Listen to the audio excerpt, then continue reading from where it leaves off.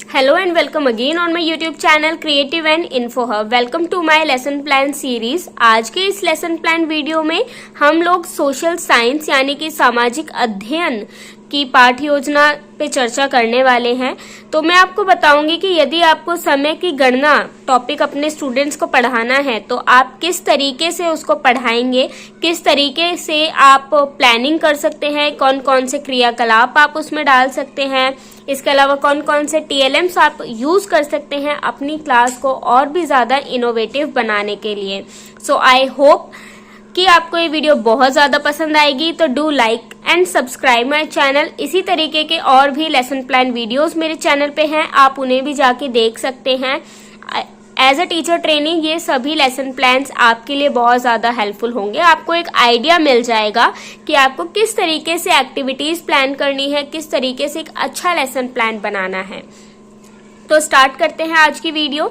सबसे पहले आप सेंटर में पाठ योजना लिखेंगे, उसके बाद छात्र अध्यापिका का नाम जिसमें आपका नाम आएगा, उसके नीचे विषय सामाजिक अध्ययन, ब्रैकेट में आप चाहें तो यदि आप ज्योग्राफी का बना रहे हैं तो भूगोल लिख दे, पॉलिटिकल का बना रहे हैं तो राजनीतिक विज्ञान लिख दे, इतिहास का बना रहे हैं तो इतिहास लिख दे। ये टोटली अप टू यू है।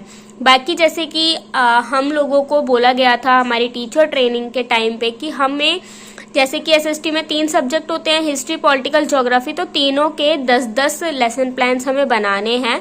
तो हमने एक आइडेंटिफिकेशन के लिए यहाँ पे ये मेंशन किया था। तो it's totally up to you. उसके बाद आता है उप विषय यानी कि वह टॉपिक जो आज हम पढ़ाने वाले हैं। तो आज की हमारी जो टॉपिक है वो है समय की गणना। कक्षा हम लिखते हैं राइट साइड में, कक्षा हमारी है 6ठी। दिनांक हम नहीं लिखते हैं, क्यों नहीं लिखते हैं ये आप लोग मुझे बताएंगे इस वीडियो के कमेंट सेक्शन में। उसके बाद आता है अवधि, तो 35 मिनट की हमारी अवधि रहेगी। उसके बाद हम हेडिंग देंगे विशिष्ट उद्देश्य। सबसे पहले है विद्यार्थी समय की गणना करना सीख जाएंगे। दूसरा, विद्यार्थी समय की गणना विधि से परिचित होंगे कि समय की गणना हम किस विधि के माध्यम से करते हैं, ये वो जान पाएंगे।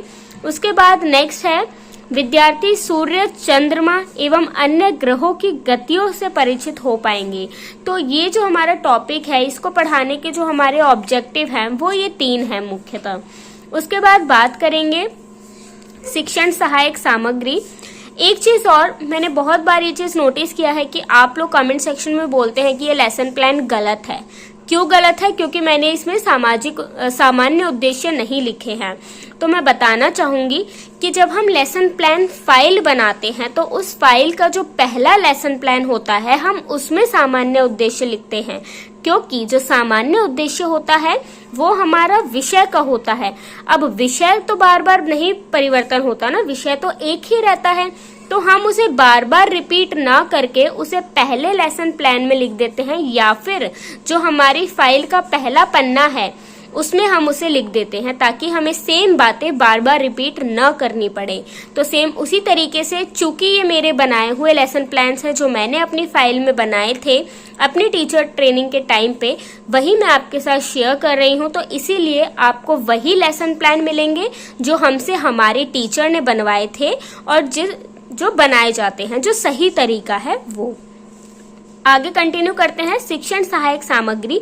तो यहाँ पे मैं यूज कर रही हूँ ग्लोब, चार्ट, श्यामपट्ट, चौक, डस्टर इत्यादि। शिक्षण विधि की बात करें तो प्रदर्शन विधि और व्याख्या विधि हम लोग यहाँ पे प्रयोग करेंगे। उसके बाद नेक्स्ट हेडिंग देते हैं पूर्व ज्ञान परीक्षण, जिसको इंग्लिश में हम बोलते हैं previous knowledge testing.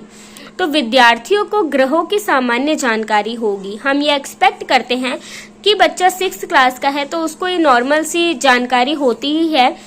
4th and 5th class में उन्हें पढ़ा दिया जाता है कि सोलर सिस्टम होता है जिसमें इतने सारे ग्रह होते हैं। तो बच्चों को सोलर सिस्टम की एक बेसिक नॉलेज होती है। उसके बाद हम ऐसे एक टेबल बनाएंगे, पहला क्रमांक संख्या, दूसरा प्रस्तावित प्रश्न जो कि छात्र अध्यापिका पूछती है, देन संभावित उत्तर।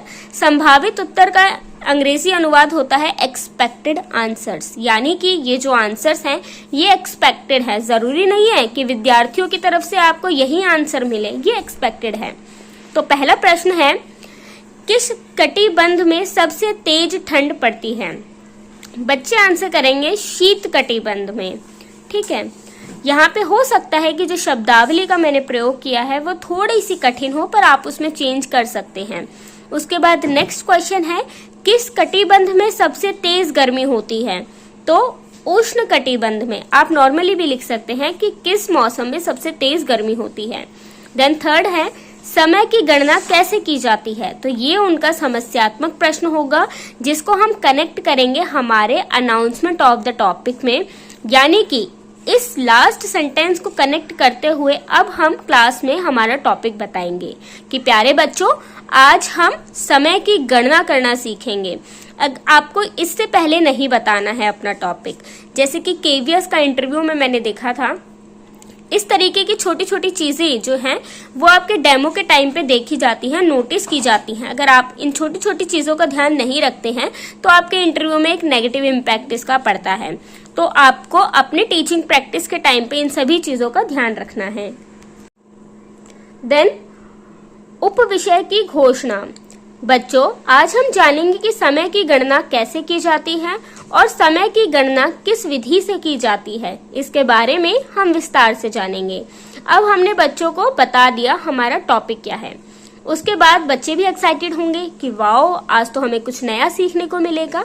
अगर आप पहले ही बता देंगे तो बच्चों की जो एक्साइटमेंट होती है ये खत्म हो जाती है। उसके बाद आपकी क्लास बोरिंग हो जाएगी। उसके बाद मेन हमारी एक्चुअल क्लास स्टार्ट होती है प्रस्तुतिकरण यानी कि प्रेजेंटेशन से। यहाँ पे आप ऐसे कॉलम बनाएंगे, क्रमांक संख्या, शिक्षण बिंदु, कक्षा कक्ष क्रियाकलाप जिसके अंदर हम छात्र अध्यापिका क्रिया, छात्र क्रिया, शाम पठ्य कार्य, इन तीनों ही चीजों को इसमें इन्वॉल्व कर देते हैं। और फिर लास्ट मूल्यांकन। हमारा जो लेसन प्लान है वो नीट एंड क्लीन दिखे, इसलिए हम इन तीनों चीजों को एक इस जगह पे कंबाइन करके लिख देते हैं। तो सबसे पहला टीचिंग पॉइंट हमारा है समय की गणना। अब यहाँ पे हमने हेडिंग दे दी है छात्र अध्यापिका क्रिया। तो छात्र अध्यापिका छात्रों को बताती हैं कि प्राचीन काल में समय की गणना करने के लिए सबसे अच्छा साधन है पृथ्वी, चंद्रमा व अन्य ग्रहों की गति। किसी भी स्थान के समय का अनुमान सूर्य द्वारा बनने वाली परछाई के द्वारा लगाया जाता है, लेकिन आज विज्ञान की प्रगति के कारण हम समय का सही पता लगा सकते हैं। तो ये एक छोटा सा इंट्रोडक्शन जो है टीचर ने दिया है। छात्र क्रिया में हम लिखेंगे कि सभी छात्र ध्यान पूर्वक सुनेंगे। मूल्यांकन में हम पूछ सकते हैं कि प्राचीन काल में समय की गणना कैसे की जाती थी। तो जैसे कि अभी बताया, सूर्य से जो परछाई बनती है उसके माध्यम से हम समय का पता लगा सकते थे। देन नेक्स्ट है सेकंड टीचिंग पॉइंट, पृथ्वी का चक्कर लगाना। छात्र अध्यापिका क्रिया।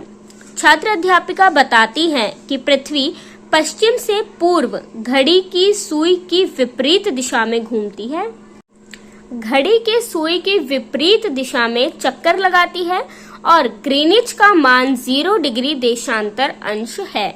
ये भी इम्पोर्टेंट लाइन है, इसको आप हाईलाइट करके बताएंगे। अतः वे स्थान जो ग्रीनिच के पूर्व में पड़ते हैं उनका समय ग्रीनिच समय से आगे होगा। यहाँ पे पढ़ते की स्पेलिंग गलत है, आप यहाँ पे ड लगा लें, समय से आगे होगा। और जो स्थान ग्रीनिश से पश्चिम में है उनका समय ग्रीनिश से पीछे होगा।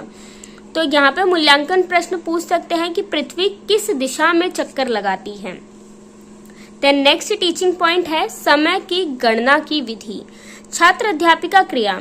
छात्र अध्यापिका ग्लोब का प्रयोग करके बच्चों को बताती है कि पृथ्वी अपने अक्ष पर 24 घंटे में 160 डिग्री घूमती है, अतः वह 1 घंटे में 15 डिग्री व 4 मिनट में 1 डिग्री घूमती है। अब मान लीजिए कि ग्रीनिच में दोपहर के 12 बज रहे हैं और ग्रीनिश में 10 डिग्री पूर्व में समय होगा। तो वहां पे पूरी कैलकुलेशन आप इस तरीके से शाम पट्ट पे करके आप उन्हें बताएंगे, और जो शाम पट्ट पे आप करते हैं आपको वो सेम एज इट इज अपने लेसन प्लान में बनाना है।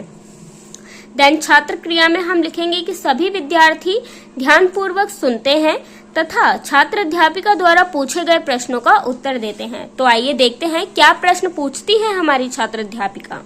तो पहला प्रश्न है, 24 घंटे में पृथ्वी अपने अक्ष पर कितने डिग्री घूमती है? तो 24 घंटे में वह अपने अक्ष पर 360 डिग्री घूमती है। 1 घंटे में 15 डिग्री और 4 मिनट में 1 डिग्री। देन नेक्स्ट है, आप ये कैलकुलेशन करके बताएंगे बच्चे को समझ में आया या नहीं आया। इस चीज का पता लगाने के लिए आप मूल्यांकन करते हैं। तो यहाँ पे आप उन्हें एक और प्रश्न देंगे कि यदि ग्रीनिच में दोपहर के 3 बज रहे हैं तो पूर्व में क्या समय होगा।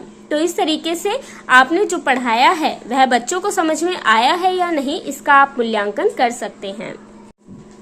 इसके बाद हम हेडिंग देंगे पुनरावृत्ति यानी कि रिकैप्चुलेशन। आपने 35 मिनट की कक्षा में बच्चों को क्या पढ़ाया, आप उसे एक और बार रिकैप्चुलेट करेंगे। तो छात्र अध्यापिका बच्चों को ग्लोब का प्रयोग प्रत्यक्ष रूप से करने का अवसर देती है ताकि कक्षा में पढ़ाए गए विषय वस्तु की बेहतर समझ बच्चे स्वयं कर सकें। कई बार क्या होता है कि छठी क्लास के बच्चे छोटे होते हैं, इसलिए स्कूल्स के जो टीचर होते हैं वो उन्हें TLMs को हाथ नहीं लगाने देते हैं, ये सोच के कि बच्चे उसे तोड़ देंगे। बट ऐसा नहीं है। यदि आपको कोई चीज़ दी जाए तो जैसे कि एज अ टीचर अगर आप बच्चों को ग्लोब यूज करने के लिए देते हैं तो बच्चे जरूरी नहीं है कि वह समय की गणना करना ही सीखें, वे उसको प्रत्यक्ष रूप से देखेंगे, उसका अपने तरीके से यूज करेंगे तो वो बहुत कुछ उसमें से सीख सकते हैं। तो इसीलिए हमें बच्चों को अपॉर्चुनिटीज देनी है ताकि वो अपनी जो उनकी बाउंड्रीज है उससे बाहर निकलें और कुछ नया सीखें। तो आई होप आपको आज का लेसन प्लान पसंद आया होगा, मैं ऐसी उम्मीद करती हूँ। तो प्लीज आपका जैसा भी फीडबैक रहे आप मुझे कमेंट करके बताएं। मेरे चैनल पे यूं तो सभी टॉपिक्स पे लेसन प्लान्स अवेलेबल हैं, हिंदी मीडियम में भी और इंग्लिश मीडियम में भी। बट अगर आपको किसी स्पेसिफिक टॉपिक पे लेसन प्लान चाहिए तो आप मुझे कमेंट करके बता सकते हैं। मुझे बहुत ही अच्छा लगता है जब आप मेरी वीडियोस पे कमेंट करते हैं, मुझे मोटिवेशन मिलती है। तो प्लीज आप मेरी वीडियोस को शेयर करें, चैनल को सब्सक्राइब करें। Thank you.